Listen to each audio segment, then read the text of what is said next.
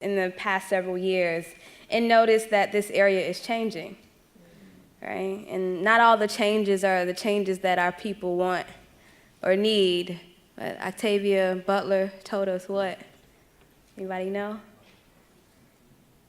The only constant, the only truth, the only thing that we know for certain is change. Change. And in this country, we are witnessing and experiencing all types of change, so change ain't always good, right? Change isn't always what we want.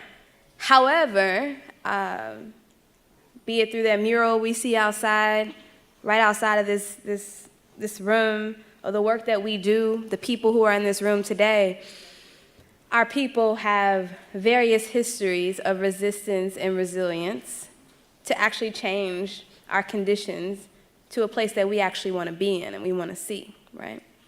And so, again, I'm thankful to be here. I'm thankful for the invitation and all the work, seen and unseen, that went into making this happen. I also want to thank you all for showing up, because these are, looking around the room, my sense is that we come from peoples that have not ever had a very good time on this particular land, or a particularly easy time on this land. It's always been rough. And I think we could argue that right now, in this very moment, many of us are facing some of the biggest challenges of our lives, right? And so it's a thank you for being here in this particular moment. Again, my name is Charlene Carruthers, and I'm the national director of an organization called BYP 100, the Black Youth Project 100. And I get to work with young Black people across the country and movements and people across the world, actually, in this long-term project for Black liberation. And so to set a foundation for what I want to talk about today, I have a video to share. And so this video is a love letter that we wrote after Inauguration Day.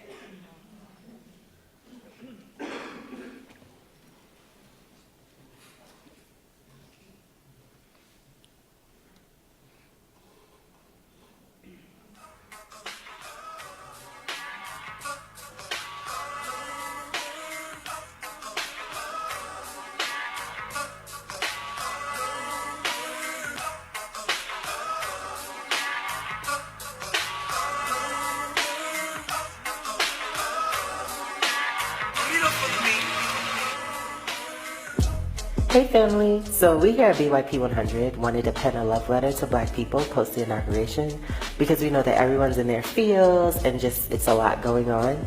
So we know that Friday, January 20th was super rough, but we just want to remind you that we love you and we got your back. Now, we can't downplay the current political moment, and we will not promise that you won't feel the impact of this administration. But what we can promise you is that we will be beside you, hand in hand, in the name of Black resilience, fighting for Black liberation and defending Black joy every step of the way. Now, we know that the future looks and feels deeply uncertain, but it is exactly in moments like this that we call forth the resilience and the vision of freedom of our ancestors. In the darkness, Black love has always been the light that has led us to liberation. So whatever you're feeling, whether it be fear, anxiety, anger, it's all real and it's all super valid. But guess what? All is not lost.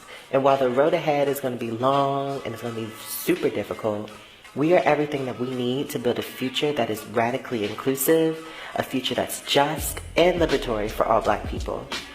Beneath the language of equality and freedom, and beneath the illusion of democracy, we must remember, and this is super important, that this nation was founded on genocide and literally slavery.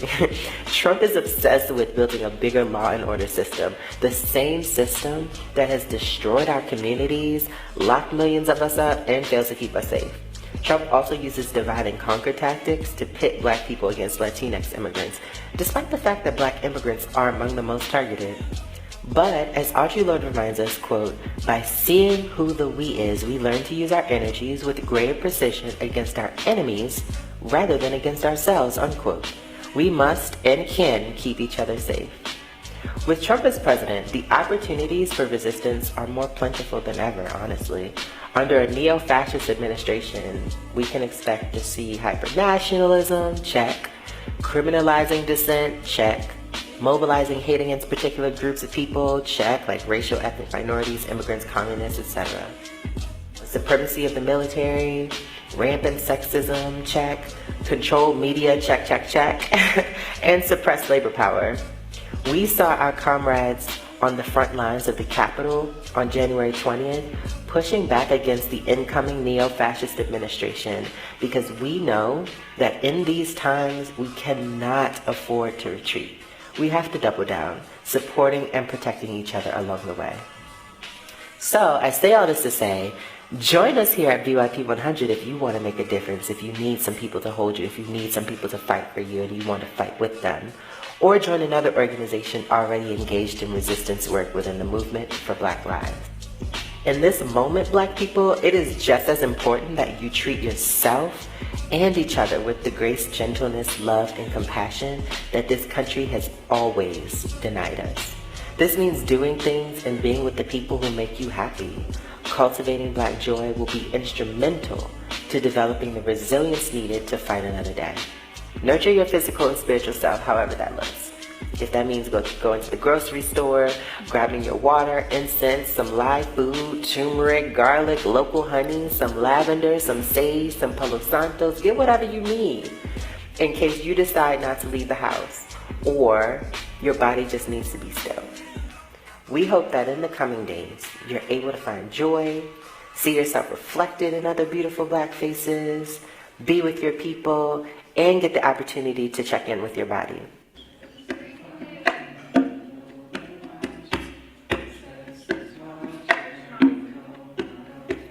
We are divinely ordered and prepared to hammer through whatever comes at us. Our ancestors moved through us, and they move within us to let us know that we are not alone and that we are not losing. Take comfort in your family and your community, both blood and chosen. Hold tight to each other because we are all we got. Loving each other, holding each other, caring for each other in a world that seeks to destroy us, these are the most powerful acts of resistance that we can practice in this moment. So anyway, we love you and we see you and we believe that we will win. Thank you. I'm going to cut that. So there were all types of emotions. How many of y'all were, I don't know if anyone in this room was excited on January 20th. If you were, you might be disappointed by the end of this conversation. Maybe, just a taste. At best, I hope that you're uncomfortable by the end of this conversation. And if you were angry, sad, or disappointed on January 20th, I hope you too are a little uncomfortable by the end of this conversation. Because it's the role of an organizer, which that's what I do every day, is to agitate. It's to make us shift in our seats a little bit, to make us shift in what our thinking is. Because it's in that, at least for me, that I've changed the most and I've transformed the most. Right? So I was born and raised on the south side of Chicago in a predominantly Mexican immigrant, Mexican-American neighborhood. Today it's still called the Back of the Yards.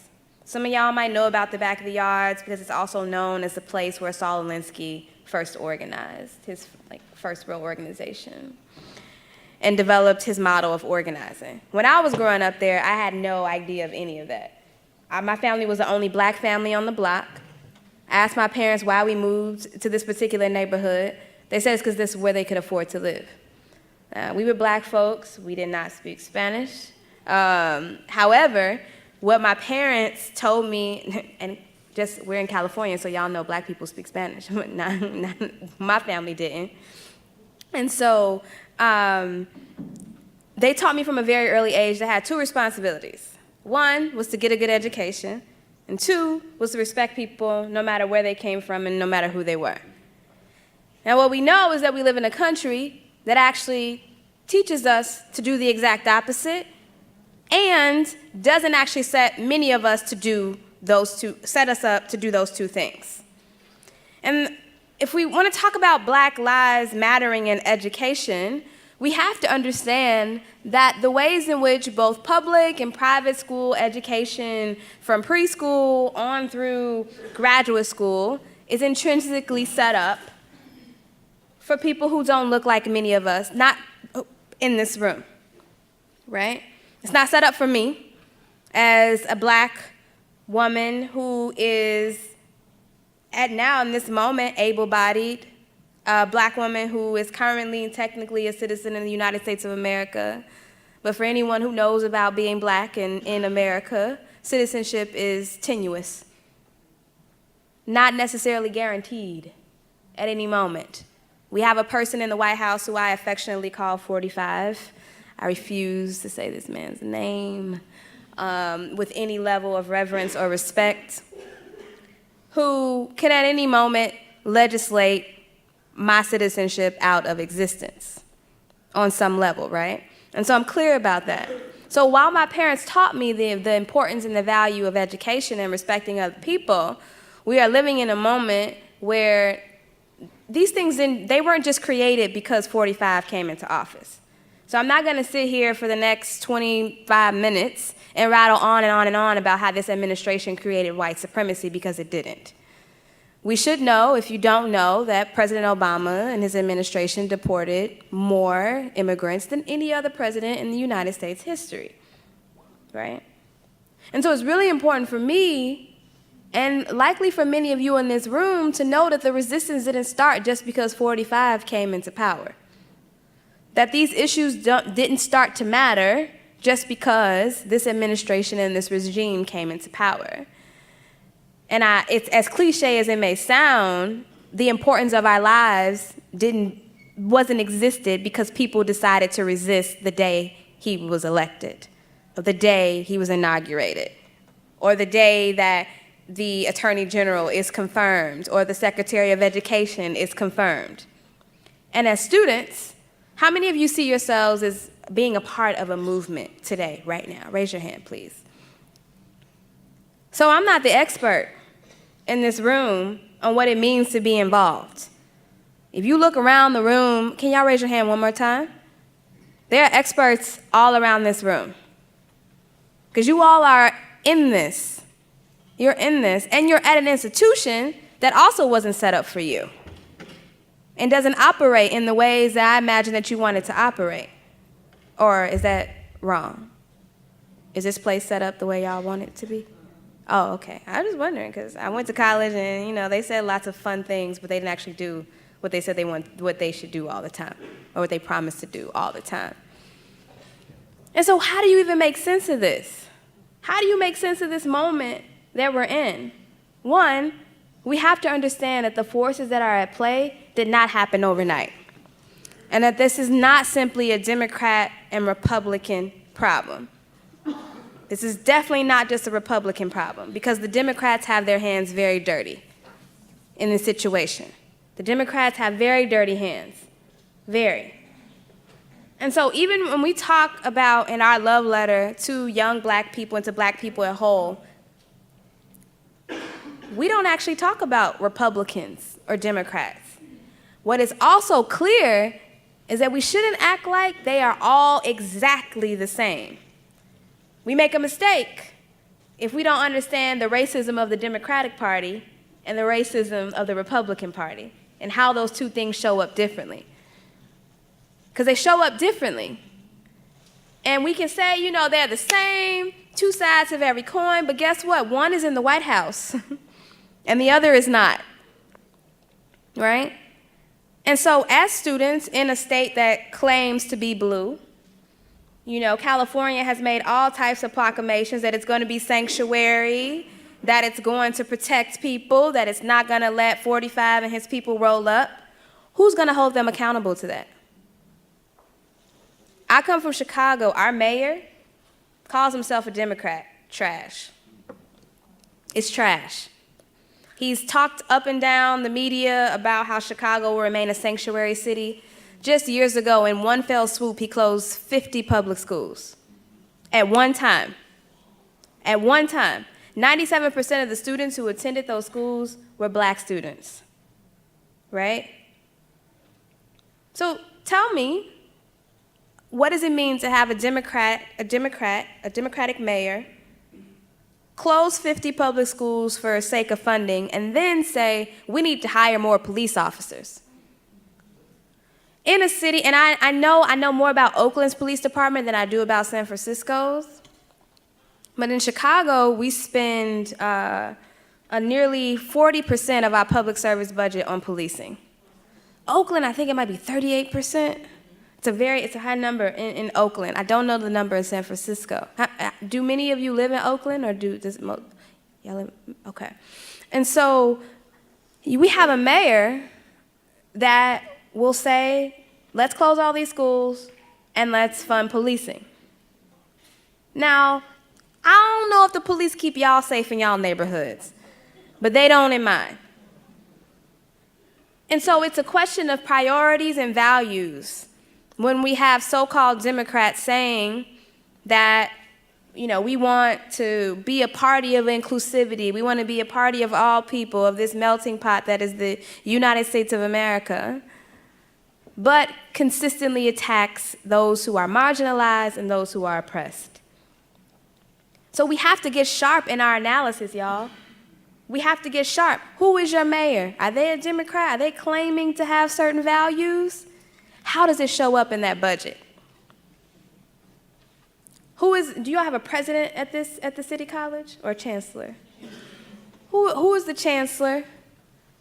What do they say they believe in? And how does that actually show up in your budget? And if those two things don't line up, something is wrong. How much are they spending on policing? Do y'all have a specific police department for the city colleges, or do you just have San Francisco police? Police for the school. How much does that police force get? And do you all feel safe? For me, police don't keep us safe. We keep us safe.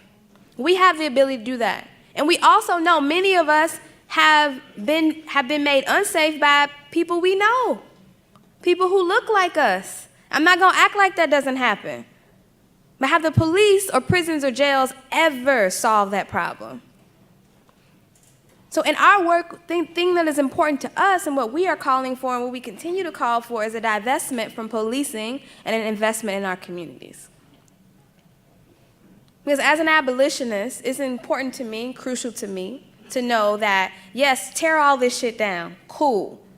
But tearing it down isn't enough. We have an impulse to say, down with the state, destroy the state, we don't need the government, we don't, fuck the police, fuck 12.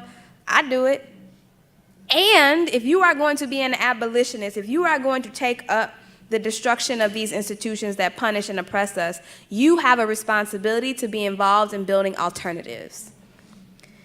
That is how I've learned about abolition as a political commitment.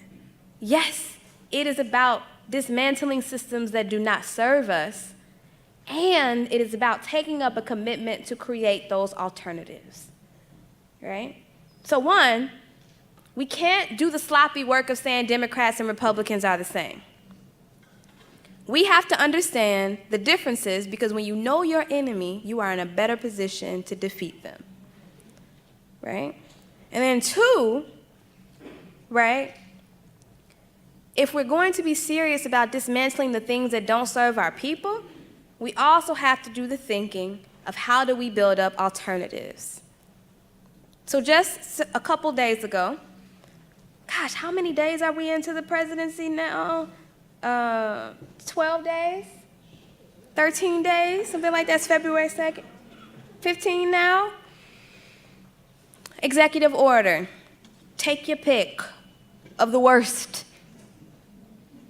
All of them horrible, right? One that I'm going to highlight is the executive order to defund sanctuary cities that don't comply with everything that 45 is saying around immigration, right, and refugees. So when we think about the word sanctuary, so sanctuary is a legal designation. It's about cooperation between local and federal agencies when it comes to immigration enforcement, right?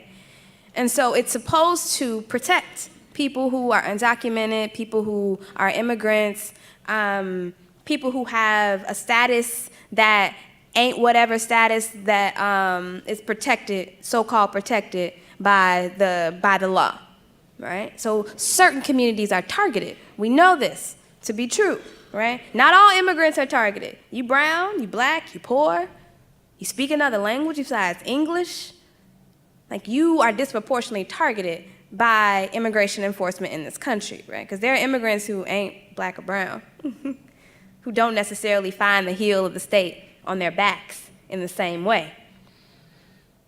And so this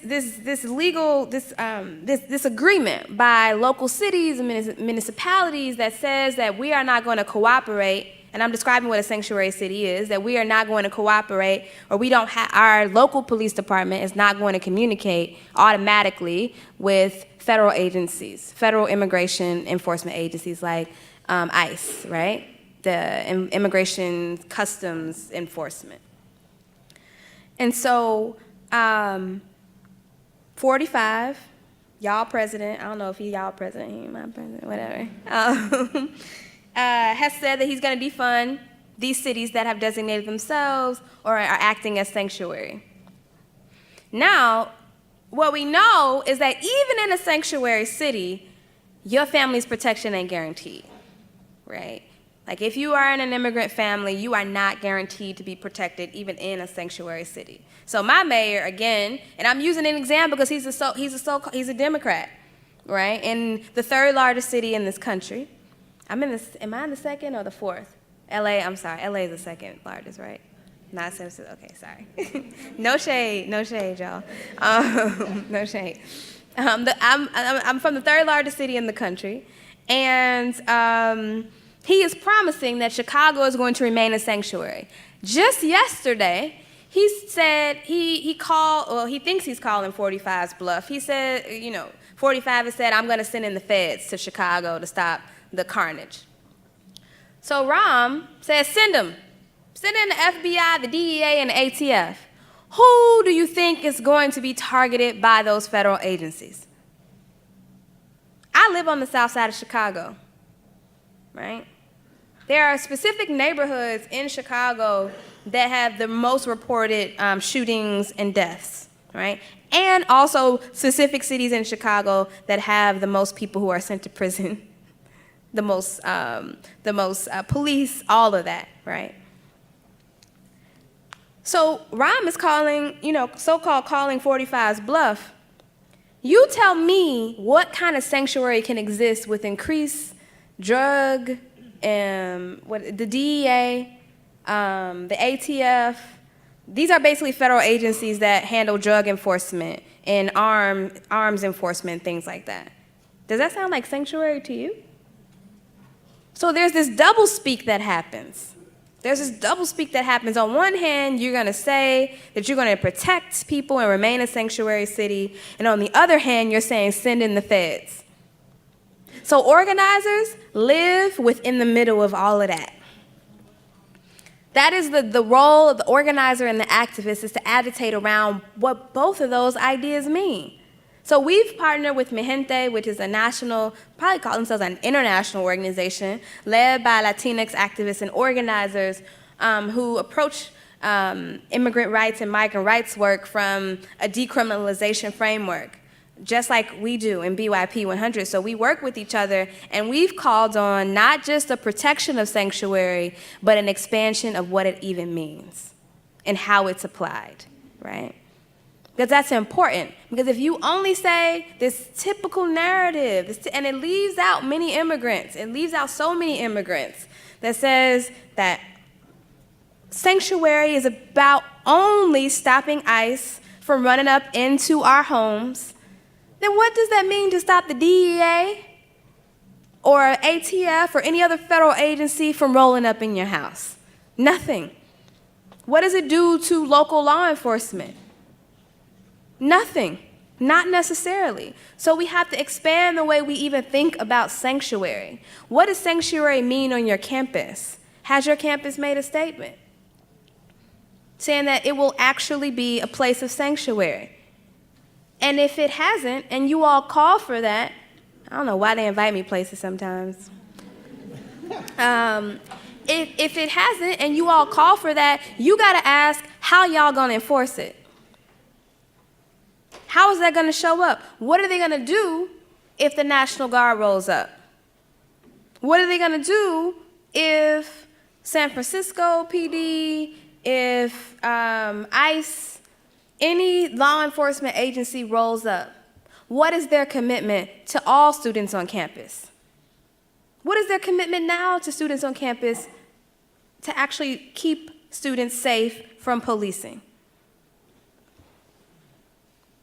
So we can't make empty calls for sanctuary if we don't have a fuller understanding and the depth to of what is happening with law and order, so-called law and order in this country. We have a responsibility to ourselves and our people to make sure that we go a move further. Yes, hell yes, sanctuary, yes. But what will sanctuary look like for us? And I argue that it has to be a part of a longer-term vision about what safety means for all of us, right? How do we deal with conflict and harm that happens in our communities, right? How do we deal with the fact that if something happens to any number of us, anyone in this room right now, who do we call? Who can we call? Who will you call right now? If somebody punched you in the face on this if your teacher punched you in the face on this campus, who you calling? Your mom? After your mama, who is your mama gonna want to call? That's the question. That's the question. You said the police? Yeah. And who's gonna be surprised if your mama wants to call the police? I'm not. Who else is she supposed to call? As an abolitionist, I understand that the finger, the pointing, the blaming is not at our people. You ain't radical enough. You calling the police. That's whack. That's not it. What are we doing to set up systems where they don't have to? Right? That's our job. And I'm not saying it happens overnight. But when we have conflict in our organizations, who belongs to an organization in this room? Any type of organization. Do y'all have a system for dealing with conflicts that works? Sometimes? Child, we got a whole healing and safety council. We still trying to figure it out. We still trying to figure it out because we don't call the police in our organization. We don't call the police. That is a basic commitment that we have. That we do not call the police. And so if we're not going to call the police, what do we have in place to deal with conflict and harm?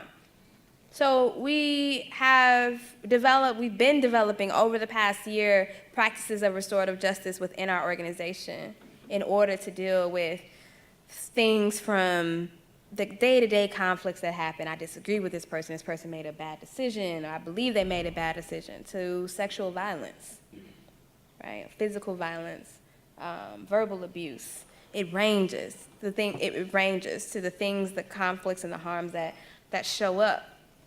And so we've taken up a responsibility to figure that out, and it's hard. It's hard. I encourage folks, especially in a moment that we're in today, a moment like this today, is that while everything feels like it's going to hell, and in many ways some things will be absolutely destroyed, I'm not going to act like this is not a practice round. What is happening is not practice. Call me an alarmist, call me whatever, but it's not a practice round. It's real. But while we're experiencing this, is this not an opportunity to also do some of the stuff we've always dreamed of? To go big. Why not? Demand it all. Work for it all. Build it all. Why not? Because when everything around me, I have all types of feelings about Oprah. All types. I've been listening to her book. Well, I listened to her book, What I Know for Sure. And she talks about, she learned this from somebody, because, you know, she got all types of gurus, spiritual guidance, like all types of stuff. All types of stuff. I mean, she got a lot of money. She could just think about these things. But she said that when the earth shakes beneath you, you got to shift your stance, right? Because it's shaking. And for some of us, it's shaking even more, right? Some of us, if you look like an immigrant, you are an immigrant, you're Muslim, you're trans, gender nonconforming, you poor, cash poor at least, you a woman, you're incarcerated, you're a parent, English is not your first language, the ground is shaking. And some of us are in a position to adjust our stances. Like if you are committed to doing social justice work, to doing movement work, many of us, if not all of us, are in some position to adjust our stance. To a stance of not defeat, not a stance of defeat, a stance of recognition, knowing what's happening and this is real. And none of us in this room have a power to sign an executive order like 45 does. We don't. That's the truth. We have the ability to build power in a myriad of other ways, right? With our people. Because that's where we come from. And that's where we are now, right? That's what's in our blood. I know that's what's in my blood. I come from a people who led slave rebellions, revolts, a people who built maroon communities, a people who created jazz, blues, rock and roll, and hip hop. A people who are human. Like everybody don't do great things all the time. That's just the truth. In full embodiment of the human experience, all the beautiful and the ugly things. And I know that in this time, even though we have experienced times like this and worse, relatively, that I ain't never experienced a time like this. Unless I had some past lives, and that would be cool. If so, please let me know now. Tell me, please. Like, jog my memory. But this is a time unlike any other time in my lifetime and in my parents' lifetime. And so we might as well go big. We might as well think big because we have everything to lose and everything to gain, right? And that is my hope. That is my hope for anyone who's here today and anyone who is thinking about this moment and what to do in this particular moment. Because folks are wild. Folks have been wild. I have seen and I have heard and witnessed and experienced some things in the past couple of days that I have never experienced before.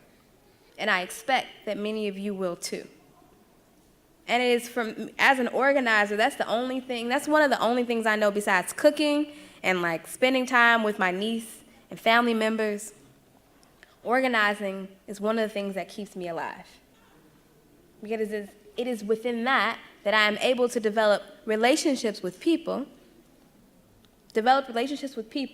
who have shared values, who are like, we're going to figure this thing out, and we're going to do this together. And we're going to get a lot of things wrong along the way, but we're going to fight like hell. And that's my hope for everyone here today. Thank you.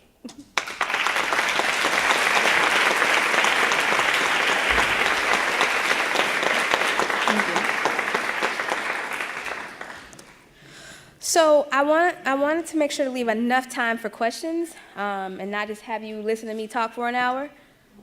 So if folks have questions, if you're able to walk up to the mic, if you need someone to bring the mic to you, you can also give us a signal, a holler, raise hand, something. So you can just make a line at the microphone? Mm-hmm.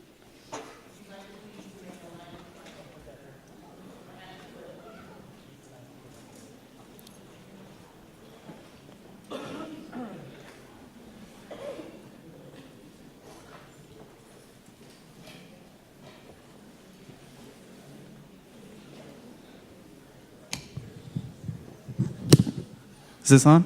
Mm-hmm. So, first of all, thank you so much for being here. That was an awesome speech, and you make a lot of great points. And thank you so much for mentioning Sanctuary City in such a tumultuous time like this. I'm not sure if you're aware, but the City Attorney of San Francisco is actually suing 45 for defunding sanctuary cities. So I'm wondering, what can grassroots organizations like yours and all throughout Chicago do to put pressure on your mayor, on your elected officials to actually follow suit? Because I think the more counties and municipalities that file these kinds of lawsuits, I think the more, I guess, trouble, for lack of a better term, he's gonna have actually implementing these kinds of, horrible policies. Yeah, so thank you. What's your name? Luis. Okay, thank you. Are you student here? Mm-hmm. Okay, thank you. So, one, I think you just gave part of the answer by actually suing this administration for the actions coming out of that executive order.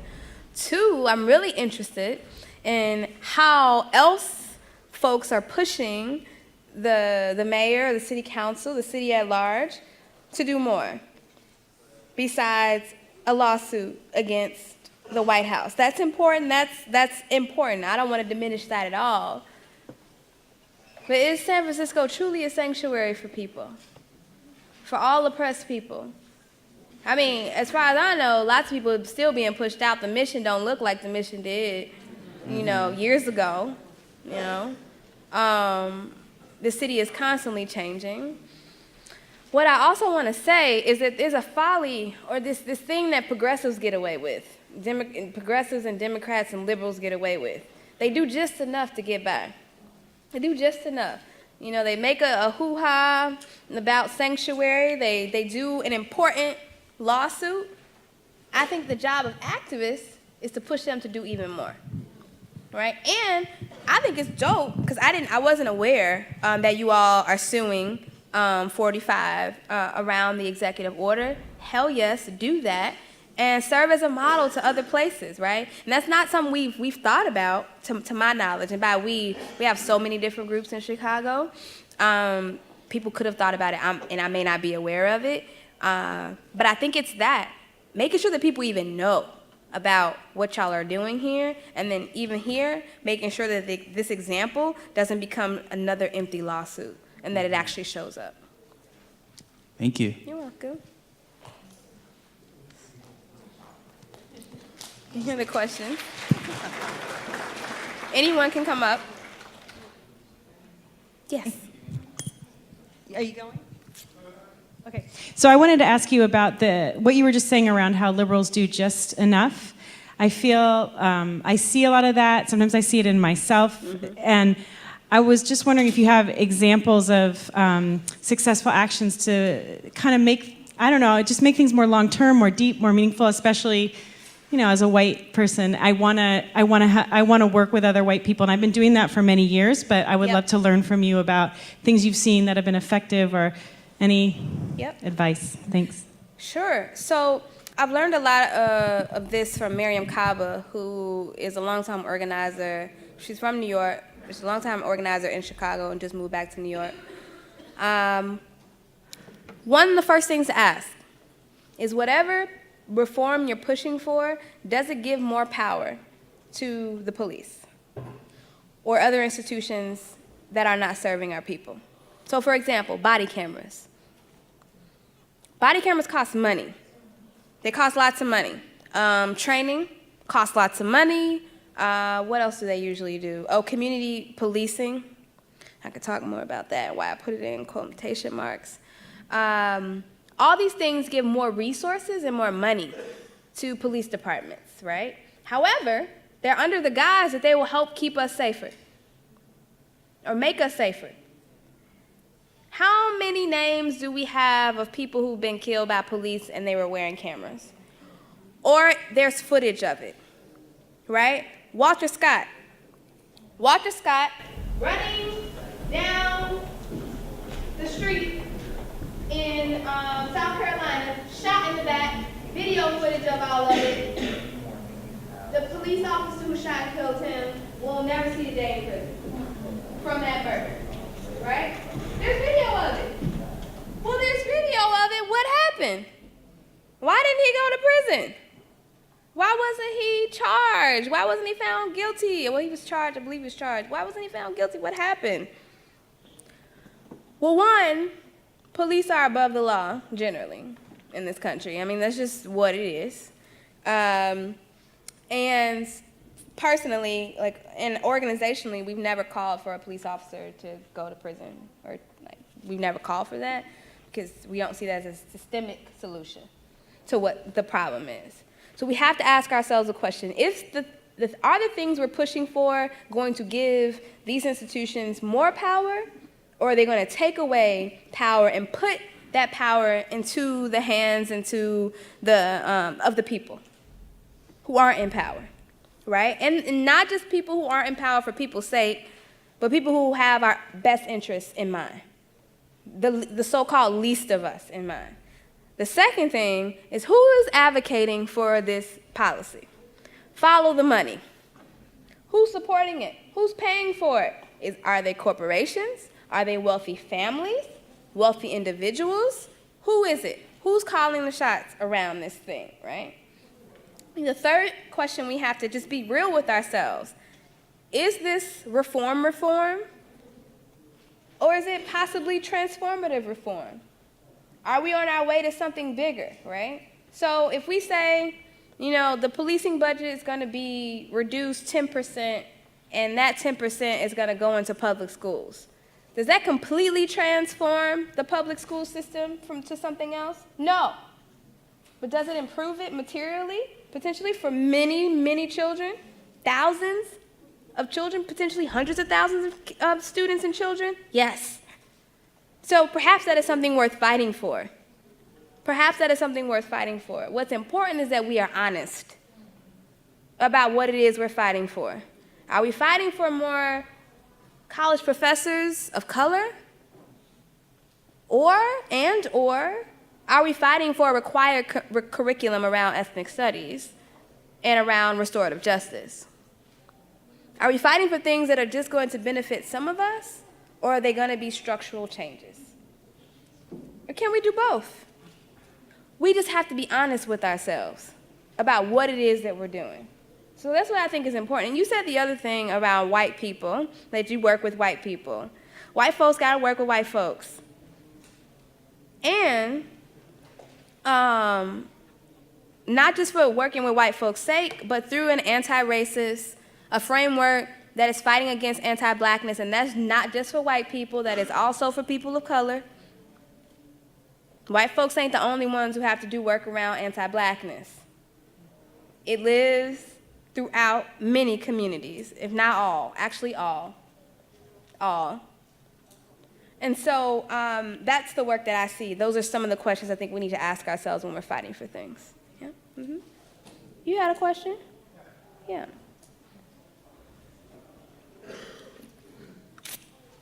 If you could please say your name, and if you are a student, a staff, faculty. My name is Jamonte, and I'm a student here. I guess I was, looking at the media, it seems like there's a lot of division that's being created since Trump was put into office, and divisions around our backgrounds, our cultures. And in your opinion, how do you think that we continue to make sure we stay united as people to kind of move forward, and we don't let the things that seem to be trying to divide us affect us? Thank you for that question. It's a good question. So the first thing that's important to lift up is that the divisions that you're seeing are long-held divisions. They are just as American as lynching, as the flag, as our military, whatever it is. They've existed as long and before this country was actually a country, right? And so the divisions are stoked in many ways by media tactics. 45, his campaign, my gosh, the hell of a communication strategy. Some of the smartest communications people on the planet. Tight, right? And so they know how to use the media. Literally, one of his chief strategists, Kellyanne Conway, she is on TV saying alternative facts. Literally. Well, alternative facts are as sweet as orange juice. You know, without blinking an eye. And so I think it's important that the division that you see is also, in part, there are people who are newly empowered in this moment, people who have held these beliefs that you are not a full human being, that I'm not a full human being, that many of us in this room shouldn't even be in this country. Why are you here? Go back. You've done enough. They believed that before. Now they're empowered to say it in public and to show up in public, to hit people. I've seen several people in the past couple of days, white women, black women, being assaulted by white people. And I don't think they got those ideas overnight. I think they feel empowered to do it. And so for people who are interested in unity, not for the sake of acting like this stuff doesn't exist or telling lies, because there ain't no alternative facts, they're lies. And since I'm not 5 years old anymore, I can say lies instead of story or fib. Telling these lies, we need, like, unity is not just cannot be for unity's sake. It can't be for melting pot's sake. It has to be for the sake of actually recognizing that we have differences. We do have differences, and that's okay. I mean, there are differences between Mexicans and Puerto Ricans. Don't you dare confuse the two. Don't you dare. You know what I'm saying? Don't confuse Nigerians with Ghanaians. It's a different situation. But are there points of unity that we must have for our collective liberation? Yes. That's what I'm interested in. Unity for the sake of defeating our enemy. Unity for the sake of actually creating real safety in our communities. Unity for the sake of political and economical power. That's what I'm interested in. Not these blanket calls for kumbaya, let's all come together, as if we don't have real political differences. As if I ain't got no cousins to collect around immigration. Like, I don't have no family members who are, like, really not good on immigration. Or as if you ain't got no family members who are horrible when it comes to black people, immigrant and non-immigrant black people, right? So we all have people, like, in our families, or we might be those people. I'm probably one of those people for somebody, for some group, for some issue that I need to be collected on. So I am interested in us building unity for the sake of us building power together and for our collective liberation. And that requires us to be a lot more honest with each other than we usually are. So that's what I think we need to do. Yes. Hi, my name is Alderine, and I'm currently a student at City College. Hoping to get to state in fall. Thank you. Let me not say hope. Gonna get to state in fall. Thinking positive. Yeah, I remembered. Okay, I'm originally from Jamaica. I became a citizen since last year. I'm confused and disgruntled based on all this situation, all that's happening, because I'm coming from a third world country. Everybody knows Jamaica is a third world country. And just let me say this, we don't take bullshit from government like that. Police, guilty, you're going to jail. And I know that America is a first world power thingy with you guys, but I'm not seeing that because all this thing is happening and these police, it's like nothing is being done. It's like you can kill somebody and it's okay because you're above the law, as you said. So my thing is, and you were saying that it's like, it's not better with the Democrats and it's not better. It's like the same thing, same going around, the whole situation, it's not better. This thing has been going on long before 45, I like that, comes into power. The question that I want to ask you is, do you think if the Democrats were elected, there would be more transparency in terms of what's happening with Black lives and all of that. Thank you. That's a really great question. Thank you. And for anybody who's like, where'd she get 45 from? He's the 45th president. Barack Obama was 44. Okay. I should have said that. Sorry. So, do I think there would be more transparency? No. I do not believe that there would be more transparency if the Democrats were in the White House, if Hillary Clinton had won. I do not think that there would be, I can say with great certainty, I think there wouldn't be a Muslim ban right now if Hillary Clinton were in the White House. Would there still be unprecedented numbers of undocumented immigrants being deported? Yeah. Like, I don't think she would change that. Not without a fight. You know, but would she do the exact same things, or her administration do the same things? No, I don't think I think that would be foolish for us to think that they would do the exact same things in the same way. It would perhaps be a longer, drawn-out process of something like that happening. The swiftness, Democrats don't typically move with that level of, like, they don't move that expeditiously. They don't move that quickly, right? And so their punishment is usually, it goes out over a time period, right? Law and order, many of the things around policing, President Barack Obama was poised to do many things. Would he have sent in the federal agencies in the same way that 45 is talking about? I don't believe so. The National Guard, sure, that's happened several times. It wouldn't have looked the same, though. I don't think it would have looked the same. The U.S. government has never been great at transparency or being honest, right? They show up in different ways. Democrats have what people will call neoliberal, which really is like this rugged individualism, this so-called like free market, but they don't really talk about it as the free market, even though they really push capitalism, right?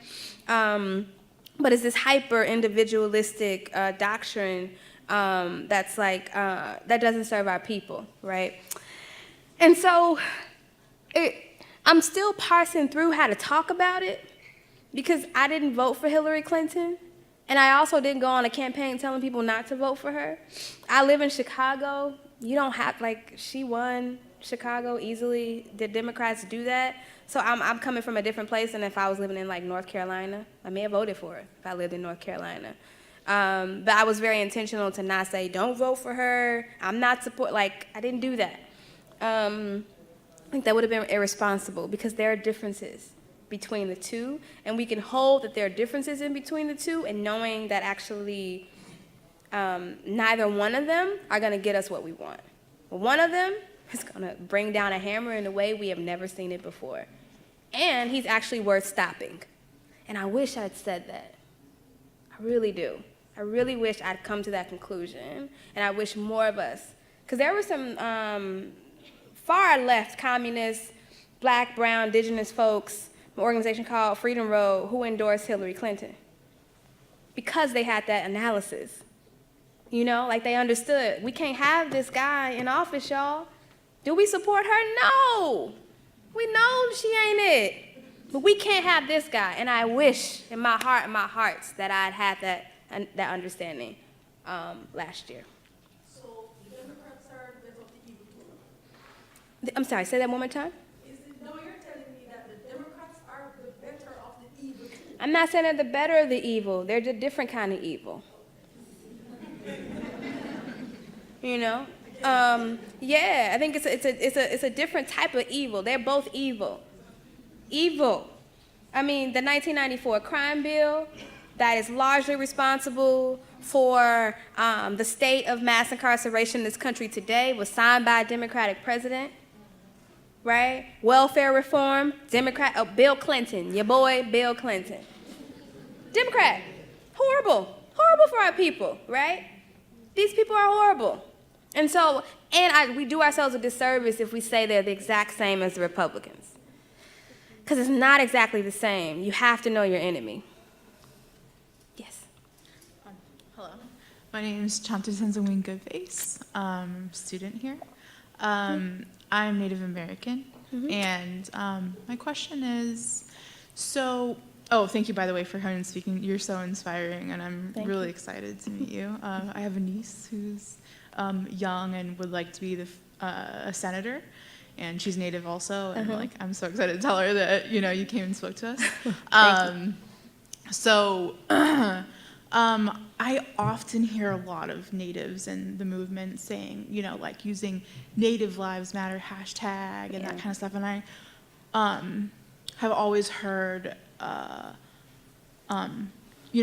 hear different people saying, people in the Black Lives Matter movement saying that's not appropriate, that's appropriation, and and other Natives calling them out, and I've gotten to these big long arguments, and I just would be really interested to hear what your opinion is, and because I personally feel we can come up with our own stuff, and why tag on to something, because it almost feels like all lives matter, and we have the capability, we have AIM and we have all kinds of stuff, so but I would like to hear what you have to say about it.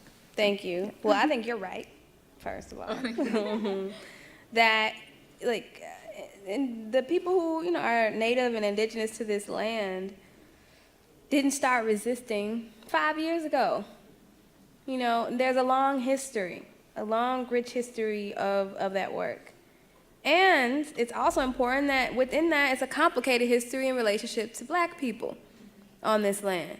And so I think it's a matter and an issue of, this sounds like some all lives matter bullshit. And it's where's the recognition that indigenous people own slaves too? Enslaved Africans too, right? And so there are Black people being kicked out of some Native tribes. And so there's a complicated relationship, just as I'm sure there are complicated relationships across Native peoples on this land, right? Everybody ain't the same. Everybody doesn't have the same history.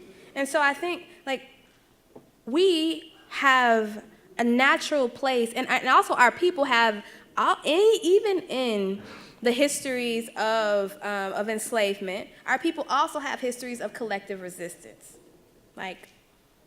Formerly enslaved, currently, or enslaved Africans fighting alongside indigenous peoples, Native peoples on this land during chattel slavery and post, various histories of that. And so there's so much more to do besides just say Native Lives Matter, because it's much more richer. It's much more rich than that. And there's no need to tack on. There's no need for that, right? The other thing that I have to say while I'm here is that there's this dynamic that shows up because that we do ourselves a disservice of in movement when we aren't clear that all forms of resistance are important. And what I mean by that is that I literally have been in conversation, and this is just limited conversation, where the role of a protester is designated to Black people, and protector is designated to indigenous struggles.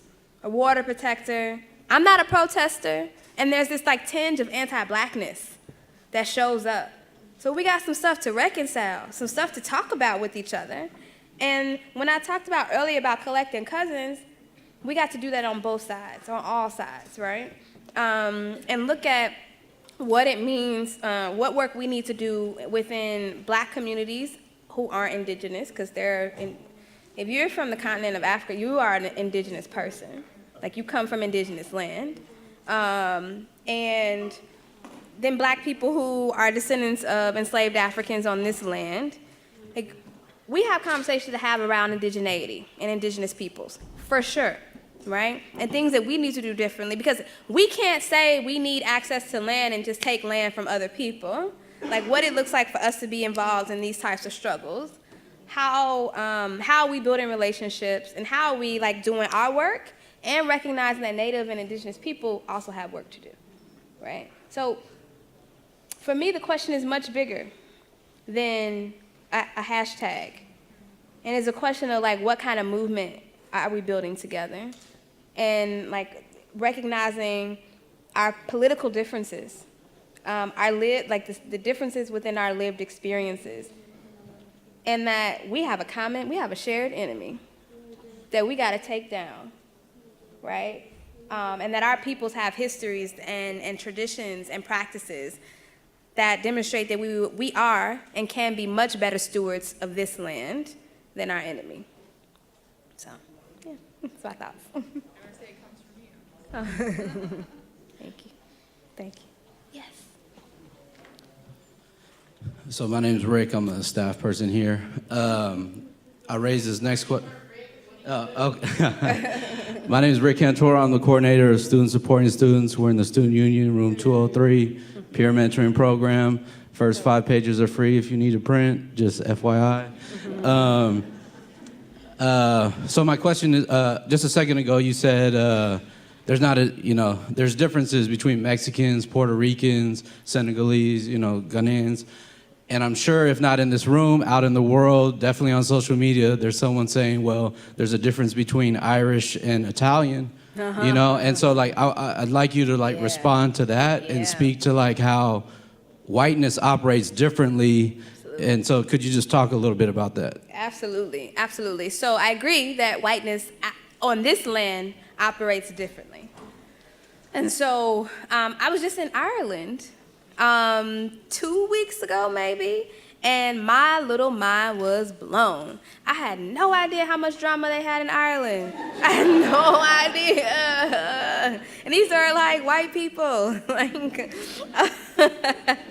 Gosh, I had no idea. And so you think about some of the differences along lines of religions: Catholics, Protestants, loyalists, people who are loyal to the British Crown, people who are nationalists, people who are somewhere in between, and outside of that, it's not just this or that in Ireland, as I'm understanding. And I was in Palestine in 2015, and they have a separation wall, that the occupying government has put up, and or the occupying regime has put up. And they have peace walls or peace lines in Northern Ireland that separate communities, right? And people set them up to create safety. This is how they see them. And not just one group, different groups have set them up. And so I'd never heard of that before. And so what whiteness means and how it operates in Ireland is very different. However, they're starting to deal with racism with African migrants and other immigrants in Ireland. It's fascinating to me how whiteness is showing up in a place where struggle has not been on the grounds of race in the ways that we think about race in the US, right? When you introduce some black people, some brown folk, some other language speaking folk, and these things show up. So that's the first thing that I've just been thinking about, and it's been going through my mind. And I'm sure a lot of that is exported from the good old US of A, but racism exists throughout Europe. It's a thing. White supremacy exists. But on this land, when we think, there used to be signs: no Irish, no N-words, no dogs, right? Irish people were not white at one point in this country. Italians were not white at one point in this country. Race, literally has had to be codified through law. Who was not, and a lot of it, shocker, was on who was black and who wasn't black, right? More of a definition around you not being black than a definition around who is white, if that makes sense. Which is also why I don't do conversations around racial oppression with only talking about white supremacy, because it's empty if you're not talking about anti-blackness. It's very empty if you don't talk about anti-blackness. Because it's not only about your proximity to whiteness, it's about your proximity to blackness, right? So you were of the darker immigrant group of people, right? You just think, even name any country in Latin America and think about how the browner folks, the darker folks experience life, and how the fairer skinned people experience life. It's a difference in most places, from my understanding. It's a difference, right? And so it's an uneven conversation if we're only talking about whiteness. So, I do believe that, there are many groups that can become white in this country. I'm not in one of them, right? Black folks will never become, as a group, white in this country, right? And so there are some groups, and I know that this is something that, like, within the Latino, Latinx community that is in the conversation. Like, who's gonna choose to be white? Who's not? It has been a long-held conversation within various Asian, Pacific Islander communities around, like, and how dangerous the model minority myth is, right? Being the safe person of color, or the safe person who, you ain't black, you ain't brown, what are you? You're safe enough. But whiteness the way it operates in this country is quite insidious.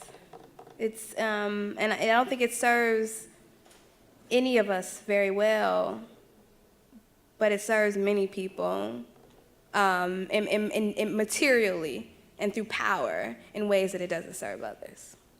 So that's like the condensed version, my speech on whiteness. Thank you.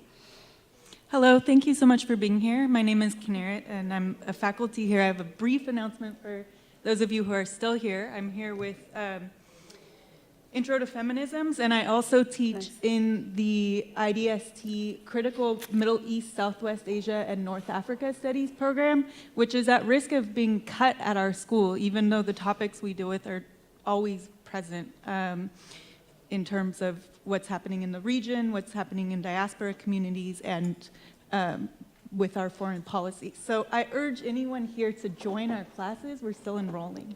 And I'll set posters up out there so you can look at the information and tell other people.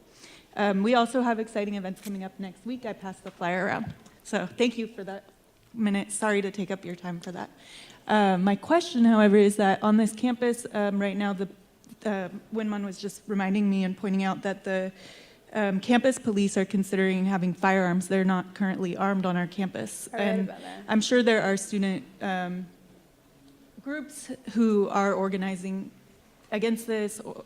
We've had a lot of student activism on campus with our crisis, so we do have a lot of expertise among the faculty and students around organizing. Mm-hmm. But I'm just wondering, given our demographics here and students have so much going on in their lives, and how can those organizers here on our campus broaden the movement, draw more students in, and also have balance with their life, work, school, organizing obligations? I know that's a huge conversation and people will have it amongst themselves, but if you just have, a few suggestions to make. Cool. Thank you. Thank you. Was there another question as well? I want to make sure maybe I can get both of them at the same time. Did you have a question? Yeah. And I can address both of them, so make sure we don't run out of time.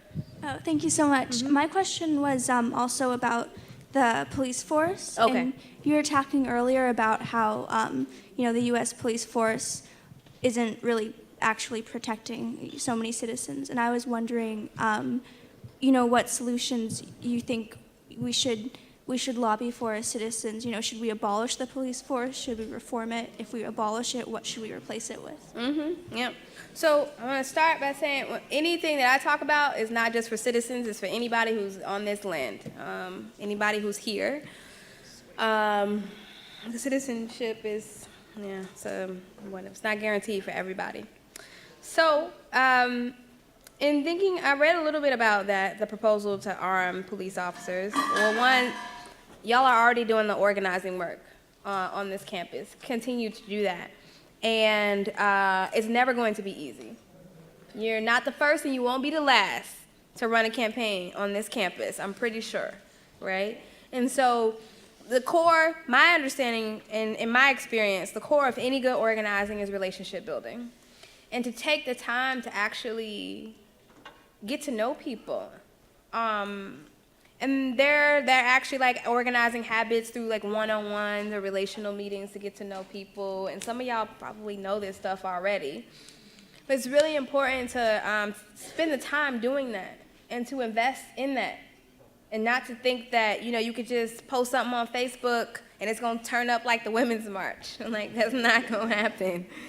There's work that has to be done. And a part of that is also political education. Y'all are already in school. Who are the professors? Who are the students who have the knowledge? Because the professors aren't the only ones with the knowledge, right? And I say this as somebody who has been a professor and loves to teach and will be one again one day. But they're not the only ones with the knowledge. You all have knowledge as well. So what kind of teaching circles are you having with each other? Discussion circles are you having with each other around what safety actually could look like on your campus? And maybe some of y'all did this work already, so I'm not assuming to know anything about the organizing that y'all have already done on campus. And so what is relationship building looking like, and what is political education? What does that look like? Is there food at this thing? Because I'm not coming if there's not food at this thing, right? I'm not going to show up. So are people parents? Is it the issue like they got to go pick up their kids, so that's why they can't come to the meeting? Is the meeting you're having, is it open and welcoming to children and parents? So those are the types of questions I think we have to ask ourselves when we're doing this work around policing, to think about who's at the table or who's coming and who's not coming and why aren't they coming. And so what we should be fighting for is what I talked about earlier, divestment from policing. My long-term goal, it may or may not happen in my lifetime, that's fine, is for us to fully replace how we deal with conflict and harm in this country, and for it to not be through the police. So the police don't only function as like in the cop cars and as detectives. They're the keeper of public records too. You get in a car accident, you want a report? In Chicago, you have to go to the police headquarters. I was just there yesterday. This woman, I need a traffic report from my insurance company, and I go in there and she says, Charlene Carruthers, and I'm like, I'm in the police headquarters. I'm never here up to anything good. Why is she saying my name like that? I don't want them to, literally, I done turned up so many times in that building. But I wasn't in trouble. So I was like, wow, no one's ever said my name so nicely in this building. But this was just yesterday. So, but why do they have those records? Why do they need to be the ones to keep all that information? So it's thinking about all the ways in which the police department holds information. You have an intimate partner or domestic violence situation in your home. Why is it the police that respond? They're not trained. Most of them are not trained on how to handle those situations. They may have, in Chicago, one of the largest police districts, they have one police officer that's in charge of responding to those types of incidents. Right? Why, when that happens, do we not have a number that people can call with people who are trained on how to respond? So it's like asking ourselves those questions. There are various things that the police respond to that they don't actually do well. When you are a survivor or you've experienced some type of sexual violence, are the police actually going to keep you safe? You might be criminalized further. So why don't we have somebody else to call? Abolition isn't about this thing that says violence is not going to exist anymore. You didn't hear me say that. You didn't hear me say that violence is going to end overnight. No. It's about how do we deal with these things when they happen, because they are not being dealt with very well now. And so those are the types of things when we think about what can we be fighting for. Who are the first responders when something happens, right? Why can't that be community-based and community-controlled? That's what we should be fighting for. So you have one last question? Well, I'm Angelica, and I'm a student at City College. In regards to what you said about the Chicago mayor and how he's claiming it's going to be a sanctuary city, how can we kind of encourage or help the mayors like Ed Lee, like in San Francisco? San Francisco? Yeah. How can we kind of encourage them as the general population, since like recently a lot of people I know and I've talked to too feel like they don't have a voice. And personally I feel like I don't have a voice either in what's going on in our cities, in the government but even before 45 was elected. What can we do? Or what would you think we could do? Yeah, so I'm no expert on San Francisco. I can't really speak, but there are people in this room. Is there anybody in this room that's doing work around that? who can say more. I think it's looking to people in this, and I'm not trying to escape the question, but there are people within this community and in this room who are doing that work and have found their voice somewhere within this, who are much better to speak on that than I am. For me, like, it's always a question of organizing, leadership development, political education for this fight. So yeah. So I encourage you to come to the workshop on the 8th through Black History Month that I'm working on with Rick. And, you know, I know as people are leaving, before people leave, I just want to give our speaker a big hand and thank you. Thank you.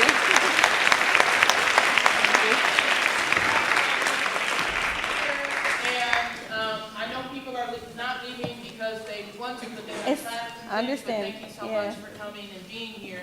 How can people follow what you're yeah. doing? How can they stay involved so that can inform what we're doing here? Yeah, I wish I said this at the beginning. We have a chapter here.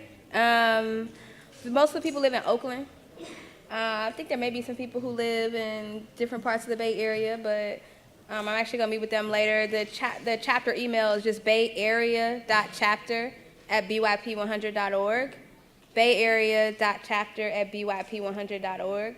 Our general email address is info@byp100.org, if you didn't catch the chapter one. My email is charlene@byp100.org. Y'all following the pattern here. I'm on Twitter, Charlene, CAC, Instagram. My Snapchat is Petty Char. I don't really use it though, because I'm hella petty. I'm hella petty.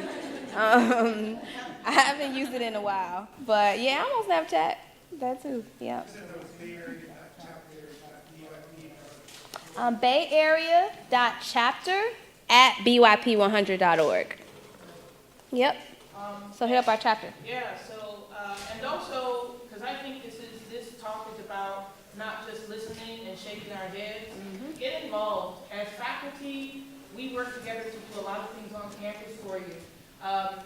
So whether it be participating in a workshop, whether it be coming to something, if you want to sit in solidarity with those impacted by the immigration ban, join us on the steps in front of Ram Plaza from 12 to 1. There'll be an afternoon prayer. There are things and ways to get involved, but you have to seek it.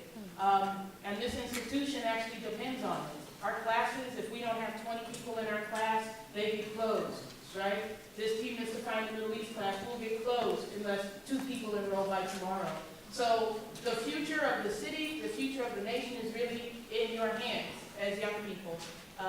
And so we're here to support you, and I thank you so much for coming today. Thank you, Tracy. Thank you, Hal. Thank you, everybody, for coming. And stay in touch. Thank you so much.